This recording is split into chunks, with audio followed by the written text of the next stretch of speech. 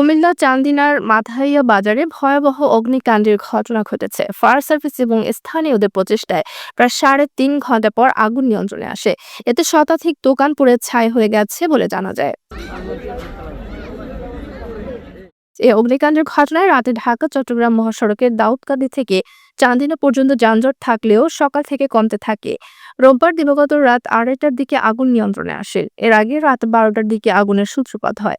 Comilla fire service ও civil ডিফেন্সের সহকারী পরিচালক মোহাম্মদ তৌফিকুল ইসলাম জানান, আগুন লাগার খবর পেয়ে প্রথমে চান্দিনা ফায়ার সার্ভিস, পরে দাউদকান্দি ফায়ার সার্ভিস এবং সবশেষ কুমিল্লা থেকে ফায়ার সার্ভিসের ২টি ইউনিট করে ৩টি স্টেশনের মোট ৬টি ইউনিট কাজ শুরু করে। দীর্ঘ প্রচেষ্টার পর আগুন নিয়ন্ত্রণ করতে সক্ষম হন ফায়ার ফাইটাররা।